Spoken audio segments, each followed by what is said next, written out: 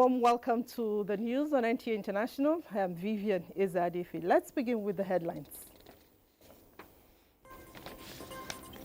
Pope Leo XIV calls for an end to war in across world as he greets crowds from balcony of St. Peter's Basilica.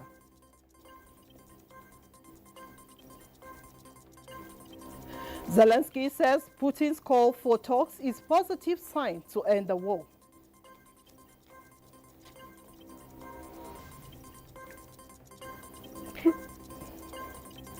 Plus, Albanians vote in Tirana to decide whether to give Prime Minister Edi Rama a fourth term.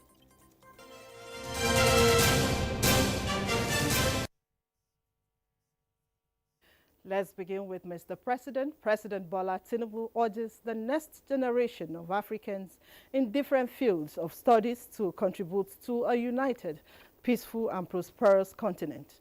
Speaking at the 25th anniversary of the Millennium Excellence Prize in Kumasi, Ghana, he highlighted the importance of collaboration among Africans in shaping their shared destiny. Delivered by Minister of State for Foreign Affairs Bianca Ojukwu, his message emphasized the renewed hope agenda aimed at transforming lives, fostering inclusive growth, and positioning Nigeria as a regional leader.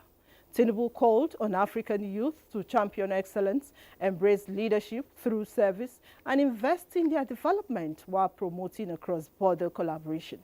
He expressed gratitude to His Majesty Otumfuo Osei Tutu II for hosting the event, which has served as a beacon of inspiration since its inception in 1988. Ojukwu accepted a Lifetime African Achievement Prize on Tinubu's behalf, alongside other honorees, including Governor Pastor Umar Eno of Akwa Ibom State, Alhaji Abdul Samad Rabiu of Bua Group, and Dr. Benedict Orama of the African Export-Import Bank, Afrexim. Together, they represent the promise of a vibrant future for Africa. Pope Leo XIV has called for an end to war in the world as he greeted crowds from the balcony of St. Peter's Basilica this Sunday. Ekene Ndulue reports that this is his second official public appearance since becoming the leader of the Catholic Church. The new Pope did not shy from world events in his public address following a prayer to the Virgin Mary as he cited the recent 80th anniversary of the end of World War II, a conflict which killed 60 million people. As had his predecessor, Pope Francis, he appealed for a genuine, just and lasting peace in Ukraine and said he was deeply saddened by events in the Gaza Strip, calling for a ceasefire in the Israel-Hamas war. Pope Leo's appearance drew tens of thousands of people anxious for a closer look at the modest pontiff, born Robert Francis Prevost, who before becoming pontiff spent much of his life as a missionary in Peru. Before his appearance, Pope Leo XIV celebrated Mass at the altar near the tomb of St. Peter, deep beneath the basilica within the Vatican grottos.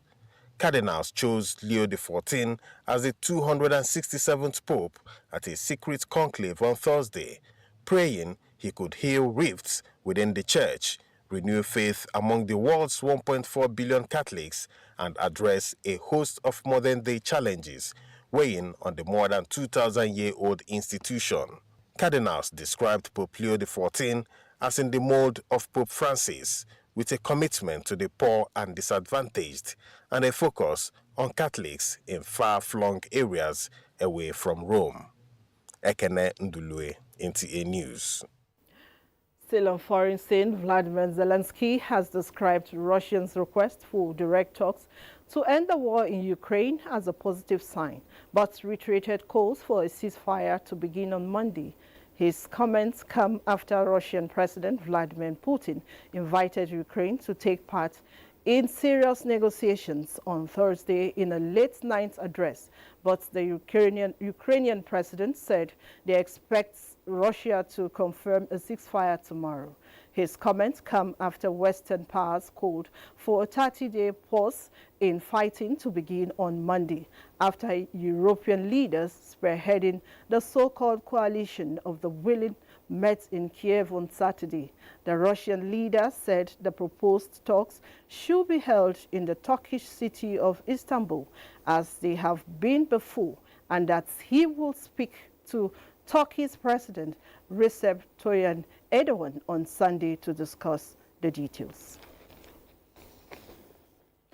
Albanians voted in Tirana to decide whether to give Prime Minister Edi Rama a fourth term or side with his long-standing rival.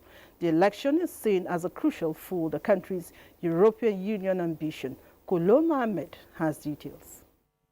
Albanians headed to the polls to decide between Prime Minister Edi Rama and a broad determined opposition, an election believed to determine the stance of Albania in relation to its European Union membership ambition. Voters say it's the wish of all Albanians to have an even better, more beautiful country so that their children and grandchildren no longer leave for other countries in search of better life and living conditions. Sali Berisha, Albania's former Prime Minister and President, leader of the right-wing opposition, is hoping to oust Prime Minister Edi Rama. The Socialist Prime Minister Edi Rama says he expects a big victory for his party at the parliamentary election after casting his vote at the ballot box. Rama seeks fourth term as head of government, hoping to stop right-wing veteran Sali Berisha from a return to power. In other news, Russian President Vladimir Putin hosted bilateral talks with leaders of Palestinian Authority, Zimbabwe, and Burkina Faso. Palestinian President Mahmoud Abbas, Zimbabwean President Emmerson Mnangagwa, and President of Burkina Faso, Ibrahim Traore, arrived in Moscow to take part in celebrations marking the 80th anniversary of defeat of Nazi Germany in World War II.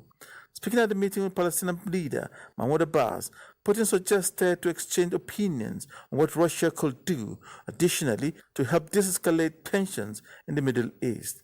The meeting is coming as leaders of 4 major European countries threatened to racket up pressure on Putin if he does not accept an unconditional 30-day ceasefire in Ukraine that they offered on Saturday in a strong show of unity with Kyiv. The leaders of France, United Kingdom, Germany, and Poland said their proposal for ceasefire to start Monday was supported by the U.S. President Donald Trump, whom they had earlier briefed on the phone. Kolom Hamad, NTAi News. Still on foreign scene, after accusations of violations, a ceasefire between India and Pakistan appears to have held overnight into Sunday after the two nations accused each other of violations, just as after a deal was reached.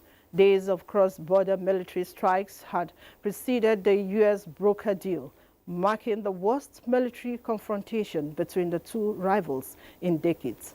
U.S. President Donald Trump praised India and Pakistan's leaders for agreeing the ceasefire in fresh comment on Sunday morning, saying millions of people could have died without it. This comes after explosions were heard in Indian-administered Kashmir hours after the deal was announced, with both sides accusing each other of violations. At least 7 people have been killed by devastating overnight floods in Somalia's capital, Mogadishu. Local officials say the torrential rain began on Friday night and lasted for about 10 hours, displacing more than 200 families. 9 houses were destroyed and 6 major roads badly damaged across several districts of the city. According to the Benadir Regional Administration, 2 of the victims were women and hundreds more have lost their homes. Meanwhile, a United Nations report published in April says more than 45,000 people have been affected by flash floods in Somalia since mid-April. The Horn of Africa is among the world's most climate vulnerable regions, and extreme weather events are becoming more frequent and intense. In 2023, over 100 people were killed and more than 1 million displaced by Somalia flooding, linked to the El Nino weather pattern. No miracle could rescue one woman named Miracle intercepted by the National Drug Law Enforcement Agency while attempting to export 2.523 kilograms of cocaine to Iran. The cocaine was concealed in her private parts, stomach and handbag. Here are the details of these and several other significant seizures and arrests made by NDLEA in recent operations across the country. Acting on a tip-off, NDLEA operatives at the Port Harcourt International Airport apprehended a female suspect named Miracle, who was wearing a disguise and later discovered to have swallowed 67 pellets of cocaine, with 3 more inserted in her privy parts. In another operation, officers at the Murtala Mohammed International Airport in Lagos intercepted a 22-year-old British national with 37.60 kilograms of loud, a strong strain of cannabis. The suspect, who had been convicted twice in the UK for drug trafficking and robbery, claimed he was recruited in London to bring the consignment to Nigeria. Officers of the NDLEA also intercepted a field truck and 3 more vehicles loaded with 3,047 kilograms of skunk, a strain of cannabis. In Niger State, 4 suspects were arrested in connection with the seizure. Additionally, 775 liters of cocaine syrup were recovered from 2 suspects in Kano, and 505 kilograms of skunk were seized from 2 suspects in Bauchi State. The NDLEA has continued to pursue a balanced approach to drug control, with efforts focused on both supply and demand reduction. The agency's chairman and chief executive officer, Brigadier General Mohammed Buba Marwa, commended officers for their efforts, including the delivery of war against drug abuse, sensitization lectures to students and staff in various schools across the country. In Abuja, Elizabeth Omori, NTAi News. Still on crime matters here in Nigeria, Kano State Police Command says it has, within the last 2 weeks, recorded appreciable success with the arrest of more than 70 suspected criminals and substantial seizures of illicit drugs and recovered weapons. Commissioner of Police Ibrahim Adamu Bakori made this known during a news briefing highlighting recent security gains and ongoing efforts to keep the state safe. Elizabeth Lamido reports. In the past 2 weeks, the Kano State Police Command arrested 78 suspects and recovered a range of dangerous weapons, illicit drugs, and counterfeit currencies. Speaking during a press briefing, Commissioner of Police Ibrahim Adamu Bakori credited the success to intelligence-driven strategies, community policing, and sustained patrols across the state. These achievements are testament to the fact that the above strategies are a masterpiece in crime fighting and have helped to confront the trigger of crime, particularly drug trafficking and abuse. One of the major breakthroughs was the arrest of an alleged notorious drug dealer, Suleiman Danwawu, with a large consignment of suspected tramadol. Also in custody is a suspected armed robber, found with 2 Beretta pistols and 10 rounds of live ammunition. Recovered items within this period include 8 vehicles, several tricycles and motorcycles, more than 300,000 naira in counterfeit notes, and various narcotics such as codeine, cannabis, and pregabalin. The Commissioner pledged the Command's continued resolve to uphold peace and protect lives and property across the state. In Kano, Elizabeth Yilalamido, NTAi News. You are still watching the news on NTAi International. More reports after this time out. Stay with us. In the major boost to primary healthcare delivery, Jigawa State is making significant progress under the World Bank-supported Impact Project. The initiative is driving critical upgrades aimed at providing round-the-clock healthcare services across the state. Muhammad Musa's Kira reports as a high-level delegation from Abuja visits Jigawa to assess ongoing development and implementation milestones.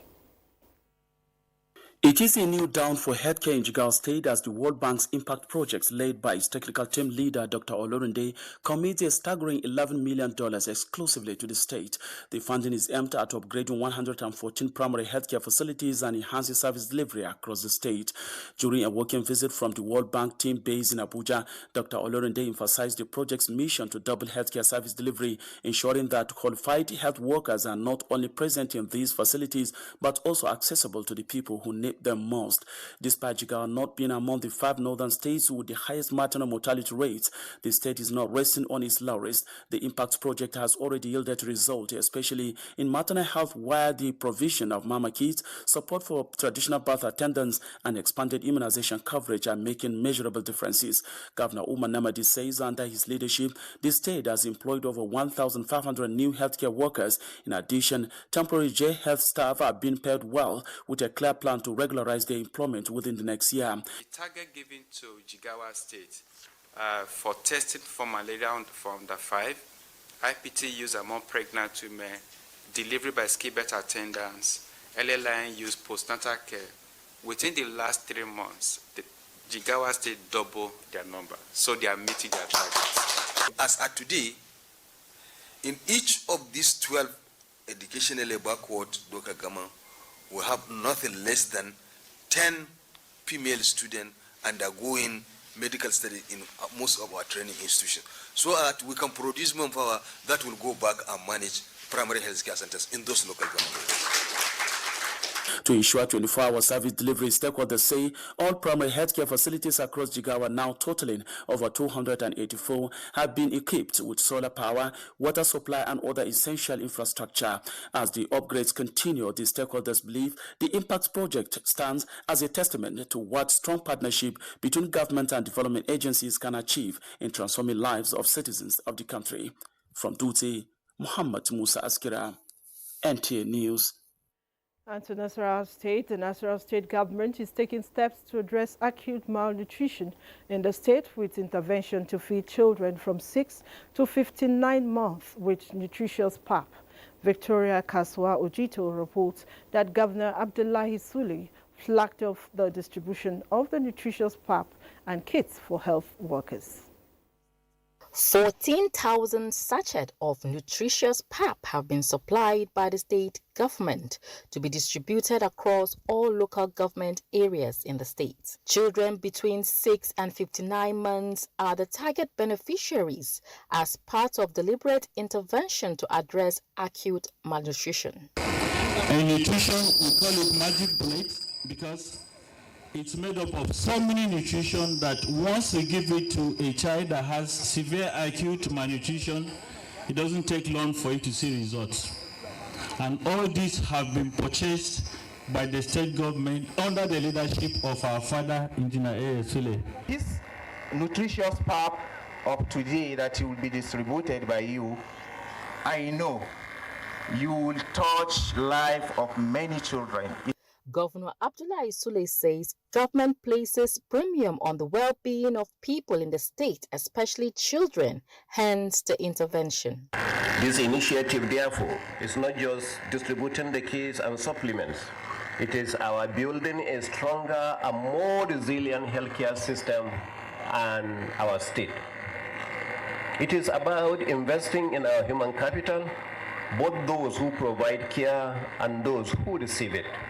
Also distributed are 1,800 kits for frontline health workers who have already been trained. During the event, Governor Sule interacts with management of Comprehensive Health Care Agency. In Lafia, Victoria Kaswa Ojito, NTAi News.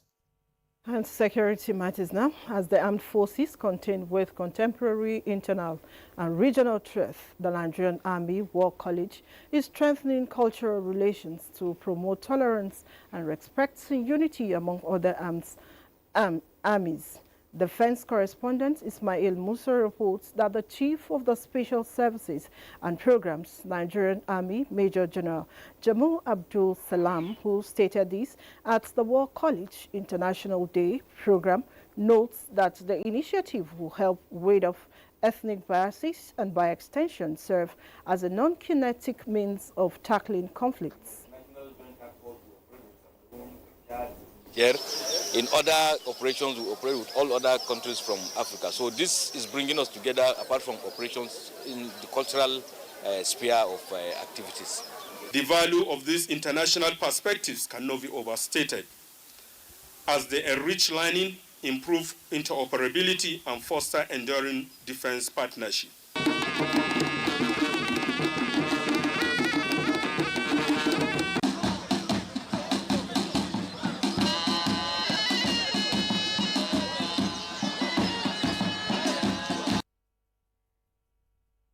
The Nigerian Army is optimistic that projecting civilian relations, communal dialogue, and shunning acts capable of negating national values will complement efforts of the government to rid the nation of criminal elements. President Bola Tinubu has rejoiced with the family, political associates, and friends of the leader and patriarch, Pa Reuben Fashoranti, in celebrating his remarkable journey of 99 years on earth. He commends the grace he enjoys from God in attaining this age, saying even when he appears frail due to old age, his mind remains active and sharp. He described him as a real Nigerian who gave all to public service and served unblemished at every opportunity, as one whose political odyssey is deeply rooted in Yoruba ideals of honor, integrity, and progressivism.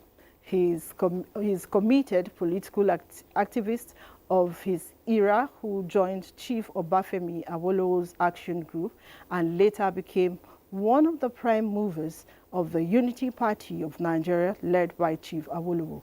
In Nigeria's darkest hours of military dictatorship and tyranny, Fashoranti and his comrades at Afenifere and Nedeko stood firm and unbowed. The president said when he decided to run for the presidency of Nigeria 3 years ago, he visited Baba Fashoranti at his residence in Akure, and since then remained deeply grateful for the blessings, unflinching support, and his belief in his vision for our country. He expressed happiness that he is alive to see the work his government is doing to revamp the economy and set Nigeria on the path of sustainable economic growth and development. And to a bit of sports now, Nigerians Victor Osimhen close to winning Turkish Super League and a possible double for the season. With details and more, let's join Suleiman Musa on Sports Update. Federal University Dutse, Jigawa State continues to make strides not only in academic and research, but also in promoting sport excellence. In a move to encourage female participation in sports, the university has commissioned a new female-exclusive sport complex to further enhance its reputation as a hub for both education and recreation. When you have sporting activities, you are indirectly substituting vices with it. When you don't have any activity, people, especially students, indulge in vices. Super Eagles head coach Eric Shelley has named 12 standout players from the Nigerian Professional Football League (NPFL) in his squad for the upcoming Unity Cup, a four-nation international friendly tournament set to take place in London. The tournament will see Nigeria facing off against Ghana, Jamaica, and Trinidad and Tobago. The Unity Cup forms part of the Super Eagles' preparation for the 2025 African Nations Championship (CHAN), which will be co-hosted by Kenya, Tanzania, and Uganda in August. Coach Ellie's decision to field a largely home-based squad underlines his commitment to developing local talent and building a cohesive unit ahead of CHAN 2025. Still on football, Nigeria's Falconet will face the winner of the first-round clash between Rwanda and Zimbabwe in their road to the 2026 FIFA Under-20 Women's World Cup. The Falconets exempted from the first round due to their impressive records in the past tournaments. The qualification campaign will span 4 rounds in total, with only 4 African teams ultimately securing a spot in the Under-20 Women's World Cup, scheduled to be held in Poland in August 2026. Elsewhere, Victor Osimhen has paid a heartfelt tribute to Galatasaray and their supporters after the club moved within touching distance of the Turkish Super League title following a crucial 2-0 victory over Trabzonspor on Saturday. The Nigerian striker on loan in Istanbul took to Instagram to share his pride and gratitude in the aftermath of the win, which leaves the league leaders needing just 2 points from their remaining 3 matches to clinch the title. With the Turkish Cup final on the horizon, Osimhen urged focus and unity as Galatasaray aims for a domestic double. With Sport Update, Suleiman Musa, NTAi News. Before we go, a quick look at weather forecast for Monday in Nigeria and other parts of the world.